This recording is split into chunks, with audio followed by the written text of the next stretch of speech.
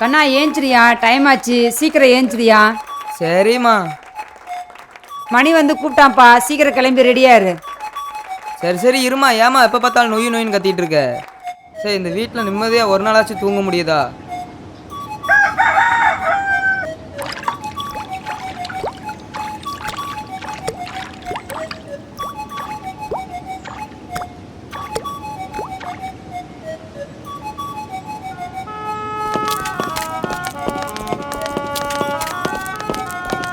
அண்ணா, என்னம்மா சொல்லுமா. ஏண்ணா என்னை மெட்ரிக் ஸ்கூலில் படிக்க வைக்கிறீங்க? நான் கவர்மெண்ட் ஸ்கூல்லே படிக்கிறேனே, என்னை ஏன் இவ்வளோ கஷ்டப்பட்டு படிக்க வைக்கிறீங்க? இங்கே பாருமா, அம்மாவால் நம்ம ரெண்டு பேர்த்தையும் படிக்க வைக்க முடியாது. நீ நல்லா படி சரியா? நீ நல்லா படித்து நம்மளை கேவலமாக பார்க்குற அந்த உலகத்துக்கு முன்னாடி நல்லா வாழ்ந்து காட்டணும் சரியா? அதுக்கு நீ ஒரு முன்மாதிரியாக இரு சரியா? சரிண்ணா, நான் நல்லா படித்து பெரிய ஆள் ஆவேண்ணா. அனுமா, இங்கே பாரு, நம்மளை மாதிரி கஷ்டப்படுற குடும்பம் இந்த உலகத்தில் எவ்வளவோ இருக்குது. அதுக்கு நீ ஒரு முன்மாதிரியாக வாழ்ந்து காட்டு. சரிண்ணா. சரிம்மா, நீ ஏன் ஸ்கூலுக்கு போக மாட்டேன்னு சொன்ன?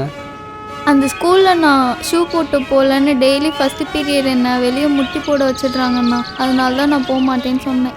இன்றைக்கி ஒரு நாள் பொறுத்துக்கோ, நாளைக்கு நான் உனக்கு கண்டிப்பாக ஷூ வாங்கிட்டு வந்துடுறேன். சரிண்ணா, பாய். சரிம்மா, பாய்.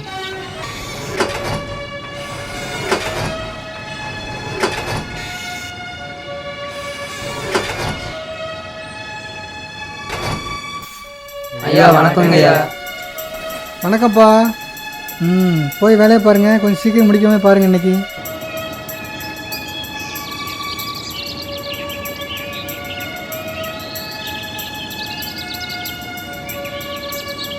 அப்புறம் போன வாரம் நீங்கள் வேலை செஞ்சது நான் காசு தரல, ஒரு நிமிஷம் இந்த காசை வாங்கிட்டு போயிடுங்கப்பா.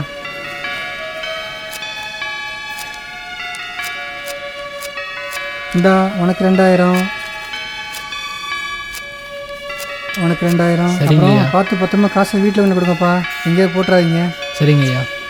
அப்புறம் இன்னொரு விஷயம் உங்கள்கிட்ட சொல்ல மறந்துட்டேன், நம்ம கான்டாக்டு க்ளோஸ் ஆகிடுச்சுப்பா.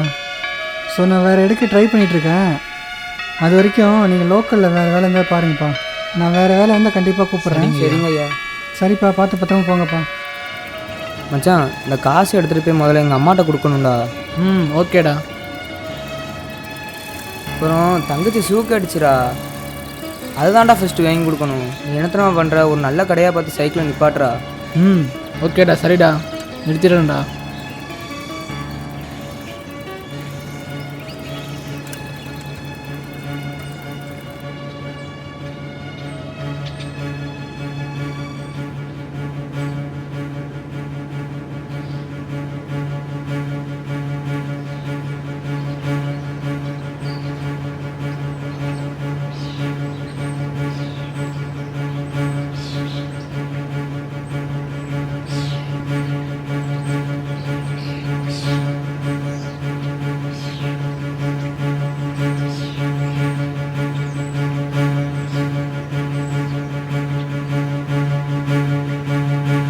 மச்சான், தங்கச்சிக்கு ஸ்கூல் ஃபீஸையும் கட்டணும், அம்மாவுக்கு வீட்டு செலவையும் பார்த்துக்கிடணும். என்ன பண்ணுறதுனே தெரிலடா. சரி விடுறா, பார்த்துக்கலாம்டா. இல்லைடா, நம்ம சம்பாதிக்கிற காசு எல்லாமே அப்படியே தண்ணி மாதிரி கரைஞ்சி போயிருதுடா. ஆமாண்டா. மச்சான், இனிமேல் நம்மளாம் அவ்வளோதானாடா? நம்மளால் இனிமேல் சம்பாதிக்க முடியாதா? நம்மளோட லெவல்லாம் அவ்வளோதானாடா? மச்சான் ஃபீல் பண்ணாதடா, பார்த்துக்கலாம்டா. இதுக்கு மேலே நம்மளால் ஒரு படி கூட எடுத்து வைக்க முடியாதாடா? மச்சான் இருக்கிறவன் வாழ்கிறான்டா, இல்லாதவன் இருக்கிறத வச்சுட்டு வாழ்றான்டா மச்சான். மச்சான் விடுறா, நமக்கான காலம் சீக்கிரம் வரும்டா. அதை கொஞ்சம் சீக்கிரமாக வர சொல்கிறா பார்ப்போம். மச்சான், இந்த கவலையெல்லாம் மறக்கிறதுக்கு என்கிட்ட ஒரு மருந்து இருக்குடா. என்ன மருந்து மச்சான்? அதெல்லாம் எதுக்கு உனக்கு? வேணுமா வேண்டாமா? சரி சரி வேணும்டா.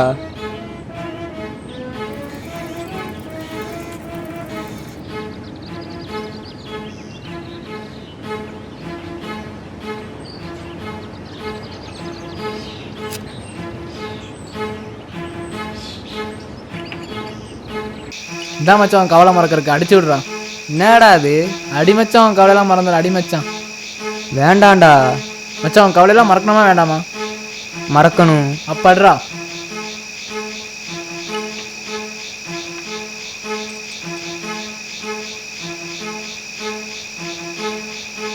சரி, ஏதோ சொல்கிற.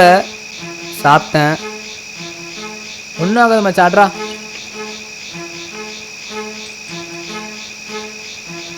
அப்போ நீயும் அடி. குடுமச்சான் குடுமச்சான்.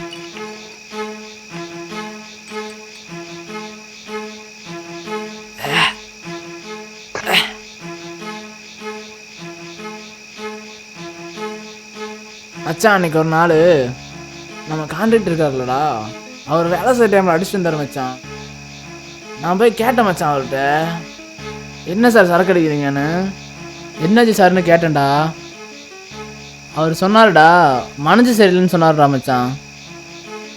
அதான் மச்சான் சரக்கு அடிக்கலான்னு. ஓஹோ அப்படியா, சரி மச்சான். அப்போ மனசு இல்லாட்டி சரக்கு அடிக்கலாம், தப்பே இல்லை. அப்படிதான் மச்சான் கான்ட்ராக்ட் சொன்னார். அடிக்கலாம் மச்சான், தப்பு இல்லைடா. மச்சான் இங்கேயே இருடா, நான் போய் தண்ணி குடிச்சு வந்துடுறேன்டா. போடா போடா, போ போ போ.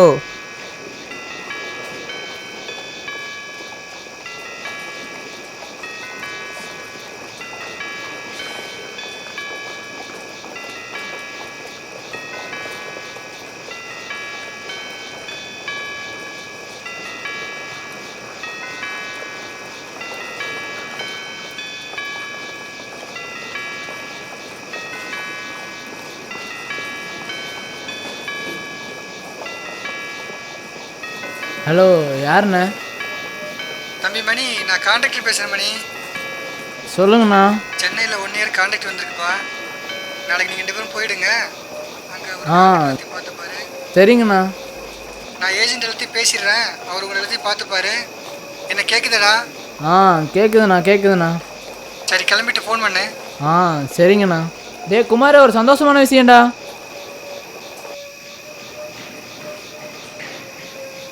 டே குமார்,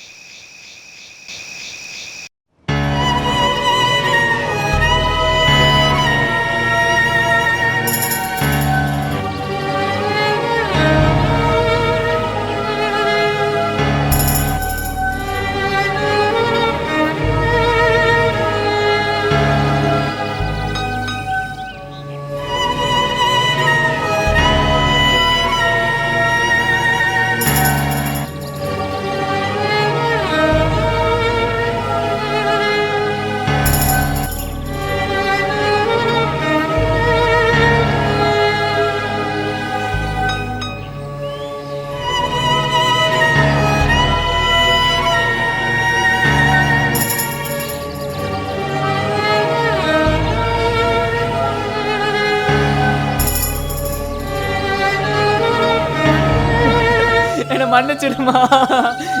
இப்படியெல்லாம் நடக்கும் எதிர்பார்க்கலாமா? எனக்கு குமார் மட்டும்தாம்மா இருக்கான், அவனே என்னை விட்டு போயிட்டாமா.